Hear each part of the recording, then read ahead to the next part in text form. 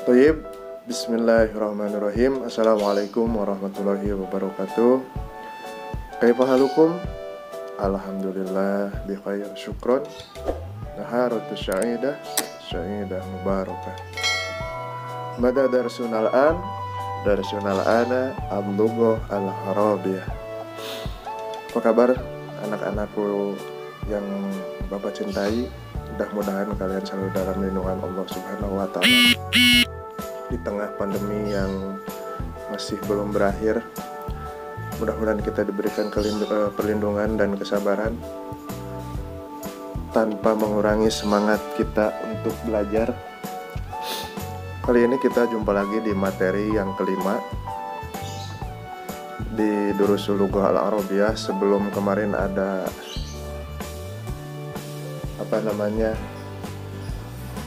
penyegaran dulu berupa muhadasah yang ada di Instagram. Sekarang kali ini kita masuk lagi ke materi, yaitu Ad-Darsul Al-Khamis ya. Di Ad-Darsul Al-Khamis ini kita buka. Nah, Ad-Darsul Al-Khamis kita akan mempelajari mengenai huruf dan dzarab. Ya. Apa yang dimaksud dengan huruf? Yang dimaksud dengan huruf di sini itu adalah huruf-huruf dalam bahasa Arab, baik berjumlah 1 huruf, 2 huruf, atau 3 huruf, tapi memiliki arti. Nah, itu yang disebut dengan huruf. Bukan yang dimaksudnya seperti huruf hijaiyah mulai dari A sampai Ya ya. Tapi huruf yang dimaksud di sini adalah huruf hijaiyah yang memiliki arti, baik terdiri dari 1, 2, ataupun 3 huruf. Yang kedua, kita akan mempelajari mengenai dorof. Nah, dorof itu adalah keterangan. Ada 2, ada dorof makan dan dorof waktu atau dorof zaman. Jadi dorof makan itu untuk tempat, keterangan tempat, dan dorof zaman itu untuk keterangan waktu. Contohnya seperti pauko, tahta, baina, waro'a, dan amama. Nah, setelah kalian mengenal huruf dan dorob, kemudian setelah kalian mempelajari dars 5 ini atau ad-darsul khamis ini, kalian bisa menunjukkan sesuatu. Kalian bisa menggunakan 2 item tadi, dorob dan huruf, dalam sebuah kalimat. Ya, itu yang selanjutnya kalian bisa menunjukkan sesuatu atau menunjukkan tempat sesuatu menggunakan 2 item tadi, yaitu huruf dan dzarab. Bisa menunjukkan benda atau orang menggunakan 2 item yang tadi, yaitu huruf dan dzarab. Dan yang terakhir, kalian bisa menggunakan kosakata baru.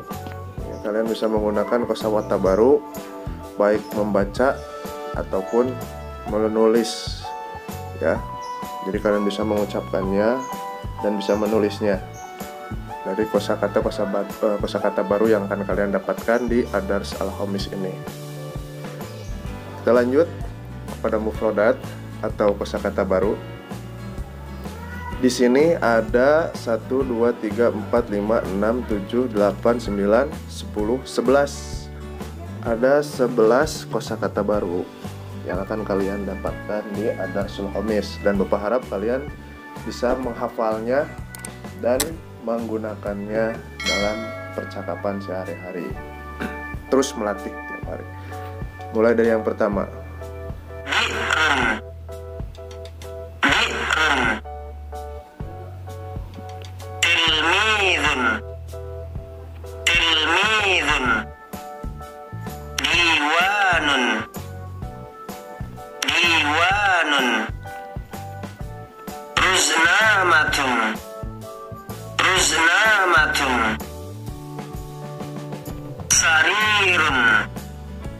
Sarirun, sundukun, sundukun, mihaddatun,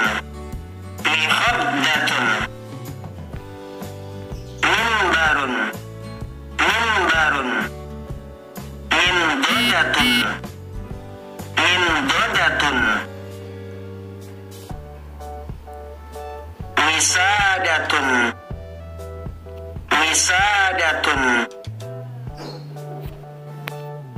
Baik, itu tadi al-muftarodipat atau mufrodat yang kosakata baru yang harus kalian hafal ya.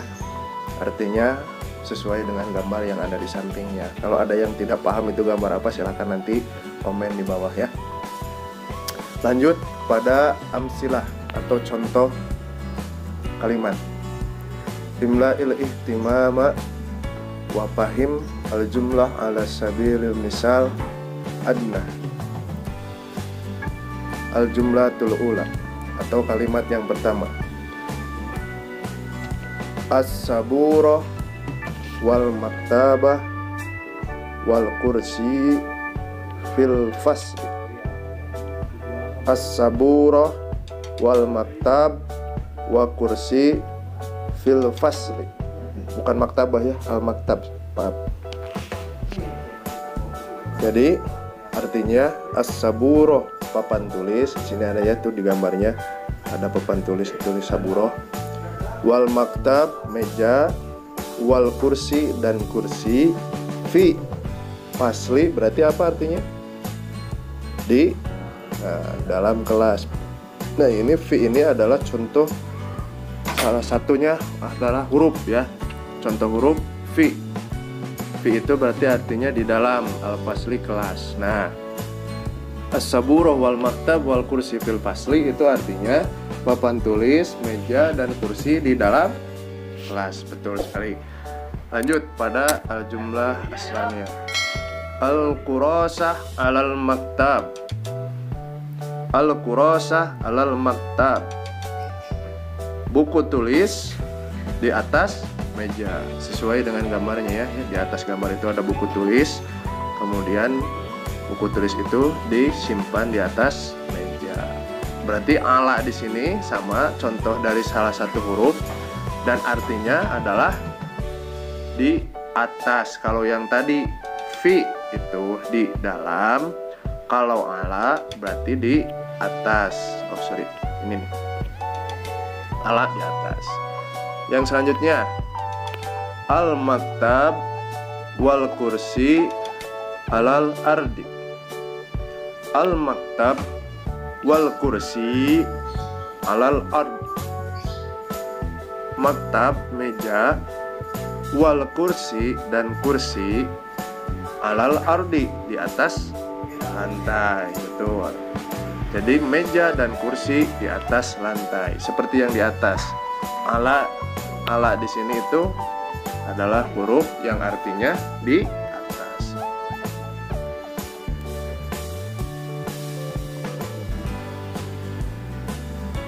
Selanjutnya as-saqfu fauqal maktab. As-saqfu fauqa maktab. Langit atau apa ya disebutnya? Atap, bukan atap. Internet mulanya kalau bahasa Sundanya mah ya kita sebut saja langit-langit. Di atas, fauqa di atas, al-maktab meja. Jadi langit-langit atau atap di atas meja. Ada yang menarik di sini. Tadi katanya di atas itu ala. Sekarang ada pauko juga sama, artinya di atas. Apa bedanya antara ala dan pauko? Ala itu di atas, memang betul. Tapi yang dimaksud di atas dalam kata ala atau dalam kalimat ala itu di atasnya menempel seperti buku dan meja.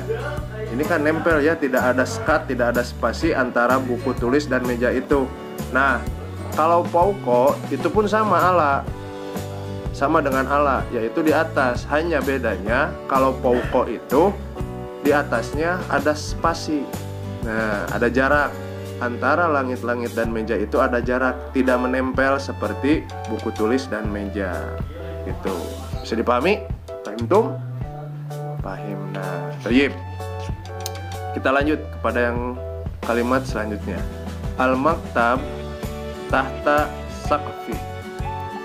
Dibalikin yang tadi. Meja di bawah atap. Kalau tadi atap di atas meja, kalau ini meja di bawah meja di bawah atap. Jadi al-maktab tahta sakfi, di bawah. Jadi tahta ini artinya di bawah. Lanjut pada kalimat yang selanjutnya. Al-ardu tahta sakfi, lantai di bawah atap. Al-ardu tahta sakfi, lantai di bawah atap atau langit-langit.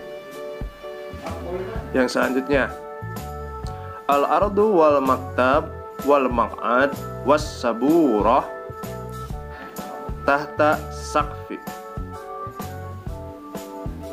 Al-ardu wal maktab wal maq'ad was saburah tahta sakfi. Lantai, meja, bangku, dan papan tulis di bawah atap. Nah, atau langit-langit. Sesuai dengan gambar yang ada di sini ya. Al-ustad fi fasli. Guru al-ustad di dalam kelas. At-tilmidz fil fasli. At-tilmidz fil fasli. Murid-murid, ini murid-murid ada kata tilmidnya ya. Murid-murid di dalam kelas. Al-ustadz amama at-tilmidz. Ustadz di depan murid atau guru di depan murid. Amama itu artinya di depan. Nah, jadi udah berapa dzorof makan yang kita pelajari, mulai dari fauqa, tahta, dan sekarang amama. At-tilmidz amamal ustadz. Murid di depan ustadz. Dan yang selanjutnya al-ustadz amama tilmidz. Ustadz di depan murid, murid di depan ustadz. Karena murid dan ustadz saling berhadapan, jadi sama-sama ada di depan mereka satu sama lain. Kita lanjut. Al-ustadz bainas saburah wal maktab. Al-ustadz bainas saburah wal maktab.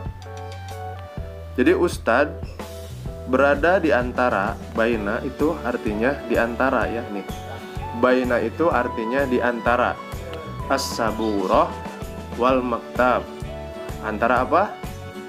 Papan tulis dan meja. Betul sekali. As-saburah wara'a al-ustadz. As-saburah wara'a al-ustadz. Papan tulis di belakang guru. Letaknya papan tulis ini berada di belakang guru. Jadi as-saburah wara'a al-ustadz. Wara'a ini artinya di belakang.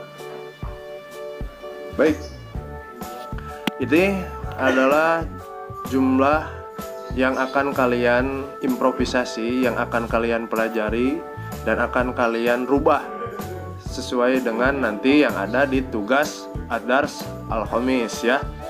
Kita sekarang langsung saja lihat tugasnya apa.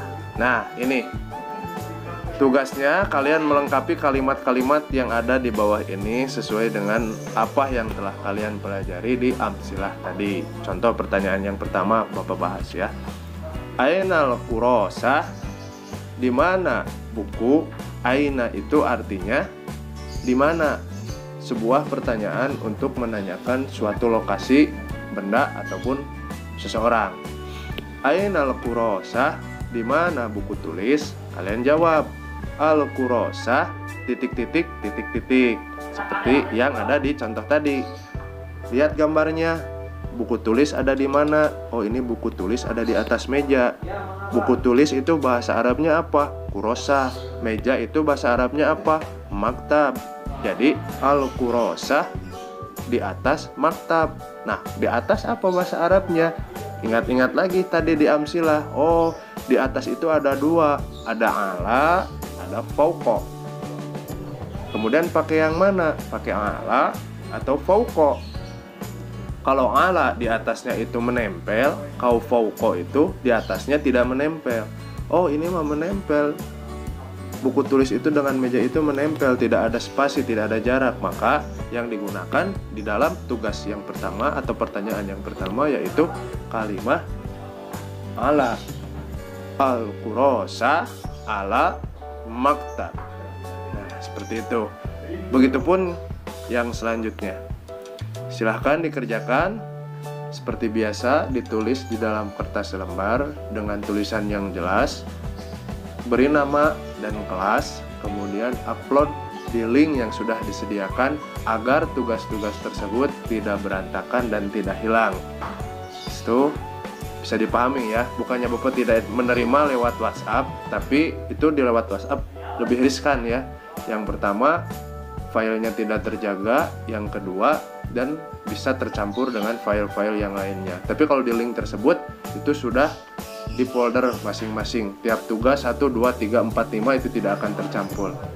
Itu saja mungkin yang bisa kita pelajari hari ini, yaitu tentang dzaraf dan huruf di dalam sebuah jumlah. Kalimat yang dilengkapi oleh kata tunjuk. Apabila ada pertanyaan, silahkan kalian tanyakan di laman komen atau di grup. Jangan lupa juga dihafalkan mufradatnya. Paling lambat tugasnya dikumpulkan sehari sebelum jadwal minggu depan. Sehari sebelum jadwal pelajaran bahasa Arab di minggu depan. Itu paling terakhir. Jadi besoknya jadwal pelajaran kita bahasa Arab, berarti kemarin itu adalah waktu terakhir, atau hari ini adalah waktu terakhir kita mengumpulkan tugas. Itu saja mungkin. Syukran katsiran ala ihtimamikum. Wabillahi taufiq wal hidayah. Man jada wajada. Siapa yang bersungguh-sungguh dia akan berhasil. Assalamualaikum warahmatullahi wabarakatuh.